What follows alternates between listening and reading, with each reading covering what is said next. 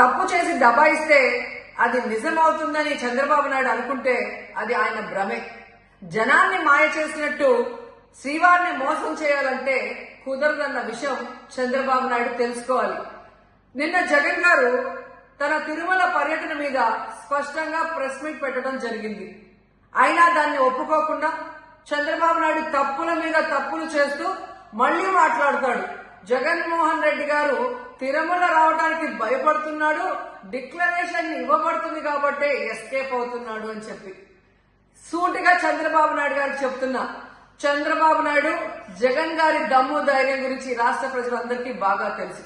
నిన్న కూడా ఆయన భయపడేవాడైతే అంత స్పష్టంగా ప్రెస్ మీట్ పెట్టి ఏ విధంగా తన మతం మానవత్వం, తను ఏ విధంగా బైబిల్ చదువుతారు, బయటకు వచ్చినప్పుడు హిందువుల మనోభిప్రాయాల్ని గౌరవించి గుళ్లకు వచ్చి పూజలు చేస్తారు, అలాగే మసీదులకు వెళ్లి ఎలా పూజలు చేస్తారు, అలాగే సిక్కుల్ని గౌరవించి ఎలా వాళ్ళ పూజలు చేస్తారో చెప్పడం జరిగింది. ఈ రోజు మీకు క్లియర్ గా తెలుసుకోవాల్సిన విషయం, మీకు దేవుడు అంటే భయం భక్తి లేదు కాబట్టి ఏంటనేది మీకు అర్థం కాదు. కానీ ఒక భక్తుడికి దేవుడి దగ్గరికి వెళ్ళాలి అన్నప్పుడు ప్రశాంతమైన వాతావరణంలో వెళ్ళాలనుకుంటాడు, ప్రశాంతంగా భగవంతుణ్ణి పూజించాలని అనుకుంటాడు.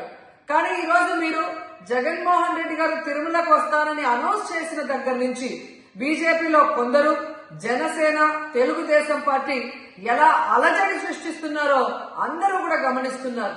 ఏ విధంగా అలిపిరి దగ్గర మేము అటాక్ చేస్తాం, అడ్డుకుంటామని చెప్పటం, అలాగే వైఎస్ఆర్ కాంగ్రెస్ పార్టీ నాయకులందరికీ, కార్యకర్తలందరికీ నోటీసులు ఇచ్చి జగన్మోహన్ రెడ్డి గారి పర్యటనకి పర్మిషన్ లేదు కాబట్టి ఎవరొచ్చినా అరెస్ట్ చేస్తామన్నట్టుగా భయభ్రాంతులకు మీరు ఎలా గురి చేశారు. అండ్ ఈరోజు కుల రాజకీయాలు చేసి రాష్ట్రాన్ని భ్రష్టు పట్టించడమే కాకుండా మత రాజకీయాలు కూడా మీరు ఎలా చేస్తున్నారో అందరూ కూడా గమనిస్తున్నారు. ఇలాంటి వాతావరణంలో దర్శనం చేసుకోలేము కాబట్టే జగన్మోహన్ రెడ్డి గారు ఏ విధంగా ఆ తిరుమల ట్రిప్ ని క్యాన్సిల్ చేసి తన అభిప్రాయాల్ని ప్రెస్ ద్వారా ప్రజలకి తెలియజేయడం జరిగింది. సో నిజమైన భక్తుడు జగన్మోహన్ రెడ్డి గారు ఎప్పుడైనా మళ్లీ వెళ్లి వెంకటేశ్వర స్వామిని దర్శించుకోగలరు. 5 సంవత్సరాలు తన తండ్రి మరి ముఖ్యమంత్రిగా వెంకటేశ్వర స్వామికి పట్టు వస్త్రాలు ఇచ్చారు.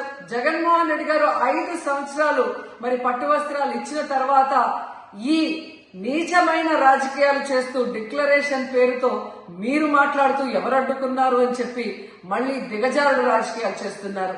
సో భగవంతుడితో పెట్టుకున్న చంద్రబాబు నాయుడు నీతో పాటు ఆడిస్తే ఆడే వాళ్ళందరికీ కూడా భగవంతుడు గట్టిగా సమాధానం చెప్తాడు.